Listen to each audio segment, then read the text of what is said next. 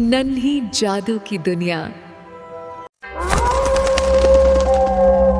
रात के करीब 11 बज रहे थे। सड़क पर इक्का दुक्का गाड़ियां चल रही थी। अपनी नाइट शिफ्ट खत्म करके शीला और निकिता बस स्टॉप पर खड़ी थी। आज तो हमें बहुत देर हो गई। पता नहीं घर जाने के लिए हमें कोई साधन मिलेगा भी या नहीं। अगर कोई साधन नहीं मिला तो कहीं रात इसी बस स्टॉप पर ना बितानी पड़े। अपनी काली जुबान बंद कर, जब देखो तब उल्टी बातें ही करती है। अरे कुछ देर रुक जाना, कुछ ना कुछ मिल ही जाएगा। लेकिन काफी देर तक इंतजार करने के बाद भी उन्हें कोई बस नहीं मिलती। धीरे धीरे समय के साथ साथ सड़क पर चलने वाली गाड़ियों का दिखना भी बंद हो जाता है।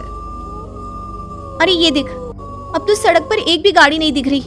दूर दूर तक गाड़ी और किसी इंसान का नामो निशान नहीं है। एक काम करते हैं, वापस अपने ऑफिस चलते हैं। हम दोनों आज रात वहीं गुजार लेंगे। देख, तुझे अच्छी तरह पता है 10 बजे के बाद चौकीदार ऑफिस के मेन गेट पर ताला लगाकर अपने घर चला जाता है। ऑफिस जाने का कोई फायदा नहीं है।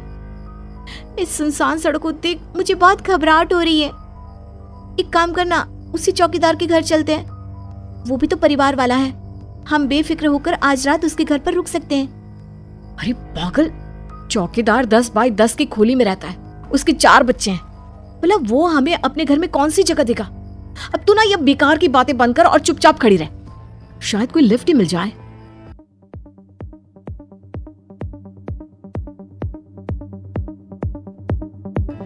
फिर काफी देर इंतजार करने के बाद आखिरकार एक नीले रंग की बस उनके सामने आकर रुकती है। बस का दरवाजा खोल कंडक्टर उन दोनों से कहता है, कहिए कहाँ जाना है आप दोनों को? देखिए मेरी पूरी बस खाली पड़ी है। मैं आप दोनों को आपके ठिकाने पर छोड़ दूंगा।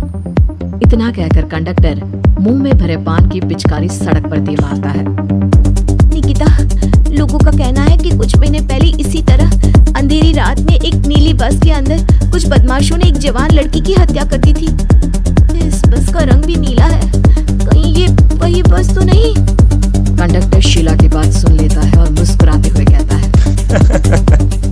देखिए मेम साहब, उस घटना के बारे में मैंने भी सुना है। माना कि उस बस का रंग और मेरी बस का रंग एक है, लेकिन दुनिया में नीले रंग की एक ही बस तो नहीं है ना। ये तो सिर्फ एक इत्तेफाक है। देखिए हमारी बस में एक मेम साहब पहले से ही बैठी हैं। चाहे तो अब देख लीजिए। निकिता गर्दन उठाकर देखती है तो बस के पीछे वाले हिस्से में एक लड़की कंबल ओढ़े बैठी हुई थी। सही तो बोल रहे हैं भैया, बस में पहले से एक लड़की बैठी है। चल अब हम भी बैठ जाते हैं, वैसे भी बहुत देर हो गई है। अरे ठहर जाना निकिता, मुझे डर लग रहा है। अरे तुझे इतना ही डर लग रहा है तो तू यहीं खड़ी रहे, मैं तो चली। अरे तुम मुझे छोड़कर कहाँ जा रही है? मैं भी चलती हूँ। दोनों बस में जाकर बैठ जाती हैं। देखते ही देखते ड्राइवर बस को तेज रफ्तार में चलाना शुरू कर देता है। तभी शीला की नजर पीछे वाली सीट पर अकेली बैठी लड़की पर पड़ती है। उस लड़की की लाल आंखें और उसका आधा जला हुआ चेहरा देखकर शीला घबरा जाती है। सुन निकिता, हमारे पीछे जो लड़की बैठी है ना, उसकी आंखें एकदम खून की तरह लाल और चेहरा किसी चुड़ैल की तरह डरावना दिख रहा है। अरे छोड़ ना, कौन कैसा दिखता है? मुझे इन सब बातों में कोई दिलचस्पी नहीं है। मैं थोड़ी देर झपकी लेना चाहती हूँ, इसलिए अब तू अपनी बड़बड़ बंद कर प्लीज। बेफिक्र निकिता अपनी आंखें बंद करके बैठ जाती है। दूसरी ओर बस जंगल के रास्ते में पहुंची है। चारों तरफ घना अंधेरा और साथ ही जंगल में मौजूद जंगली जानवरों की डरावनी आवाजें शीला को और भी ज्यादा डराए जा रही थी। थोड़ी ही देर में बस एक बरगद के पेड़ के पास से गुजरती है। तभी अचानक बरगद की डाल पर बैठी एक बिल्ली कूदकर खिड़की के रास्ते शीला की गोद में आ गिरती है। मर गई रे, बचाओ मुझे, कोई बचाओ। शीला के चिल्लाने की वजह से निकिता की आंख खुल जाती है और वो भी घबराकर इधर उधर देखने लगती है। तभी पीछे वाली सीट पर बैठी लड़की उठकर शीला के पास आती है और बिना कुछ कहे उस बिल्ली को शीला की गोद से उठा उसे सहलाते हुए अपनी गोद में लेकर वापस अपनी सीट पर जाकर बैठ जाती है। अरे शीला, तू तो बहुत ही डरपोक है। जरा जरा सी बात पर उछल पड़ती है। मैं कल से अकेले ही सफर करूंगी।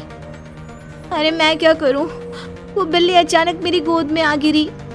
अपनी बकवास बंद कर और मुझे चैन से सोने दे।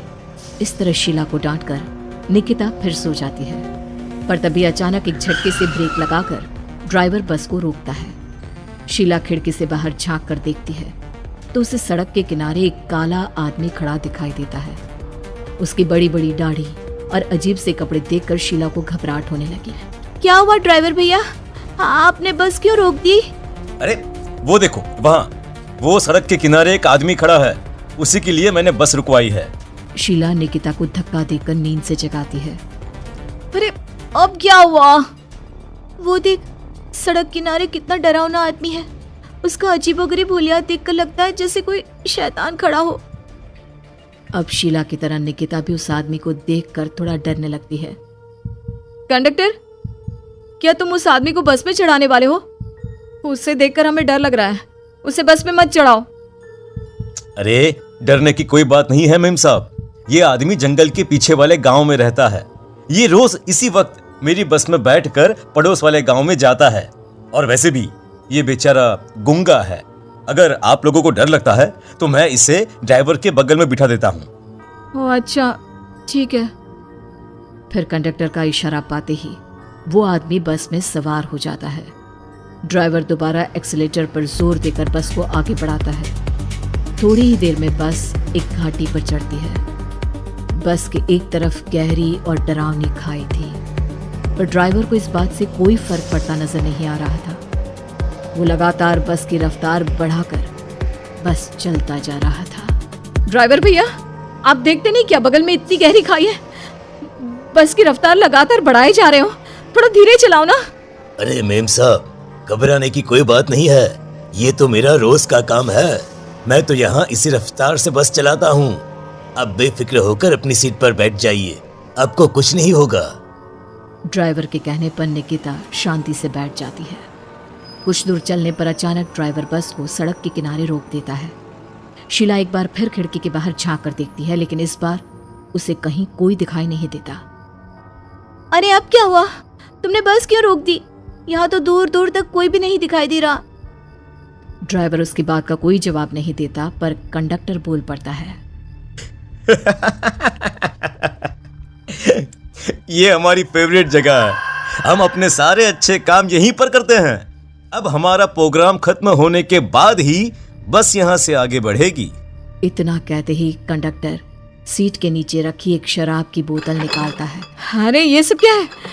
तुम्हारे बस में सवारी बैठी है, उन्हें घर पहुंचाने की जगह तुम यहाँ सड़क के बीच में बस रोककर शराब पियोगे? बस में लड़कियों के बैठे हुए भी तुम्हें ये सब करते हुए शर्म नहीं आती? कंडक्टर कोई जवाब नहीं देता और मुस्कुराते हुए शराब पीने लगता है। तभी ड्राइवर और दूसरा आदमी भी कंडक्टर के साथ मिलकर शराब पीने लगते हैं। निकिता, मुझे इन तीनों के इरादे कुछ ठीक नहीं लगते। हमने इस बस में बैठकर बहुत बड़ी भूल कर दी। तू घबरा मत, मैं हमेशा अपने पर्स में छोटा सा चाकू रखती हूँ। उसके रहते ये तीनों हमारा कुछ नहीं बिगाड़ पाएंगे। देखो गज्जू भैया, हमारी बस में इस समय 3 जवान लड़कियां बैठी हैं। कहो कहो सबसे पहले किसका शिकार किया जाए? मैं तो कहता हूँ कि सबसे पहले वो जो पीछे अकेले जो बैठी है ना, उसे पकड़ कर लाओ। उसके बाद इन दोनों का प्रोग्राम फिट करेंगे। ठीक है, जैसी तुम्हारी मर्जी। अब वो आदमी पीछे वाली सीट पर बैठी लड़की के पास पहुंचकर उसका हाथ पकड़ लेता है, लेकिन तभी अचानक उस लड़की की आंखें जरूरत से ज्यादा बड़ी और लाल होने लगती है। उसका चेहरा गुस्से से लाल और उसके मुंह से नुकीले दांत दिखने लगते हैं। अरे अरे अरे ये क्या? ये लड़की अचानक इतनी खतरनाक कैसे बन रही है? इतने में वो लड़की उस आदमी को उठाकर वहीं सीट पर पटक देती है। मुझे हाथ लगाएगा, तेरी इतनी हिम्मत! जोर से चीखते हुए वो लड़की उस आदमी पर हमला कर देती है और पल भर में ही उस आदमी का काम तमाम हो जाता है। ये देख ड्राइवर और कंडक्टर के होश उड़ जाते हैं। इतने में ड्राइवर अपनी जान बचाने के लिए तुरंत बस से बाहर कूद जाता है, पर तभी बस के पीछे की तरफ से तेजी से आ रहा एक ट्रक उसे कुचल कर चला जाता है। एक ही पल में अपने दोनों साथियों की मौत देख अब कंडक्टर के हाथ पैर कांपने लगते हैं। ये सब देख निकिता और शीला के भी होश उड़ जाते हैं। वो चुपचाप अपनी सीट पर ही छुप कर बैठी रहती हैं। अरे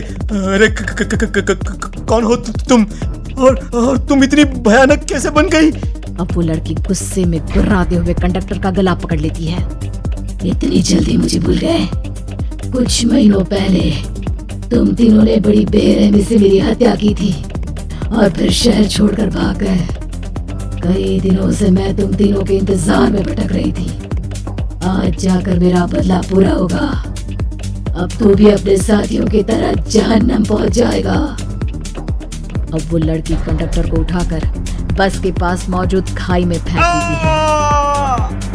कंडक्टर एक बड़े पत्थर से जा टकराता है और उसकी भी मृत्यु हो जाती है। दूसरी तरफ ये सारा नजारा देख शीला और निकिता बेहोश हो जाती है। अगली सुबह जब उन दोनों को होश आता है तो वो अपने आप को एक सरकारी अस्पताल में पाती है। दोस्तों, अगर आपको हमारी कहानी पसंद आई हो तो लाइक जरूर करना, नन्ही जादू की दुनिया को सब्सक्राइब करना और अपने दोस्तों के साथ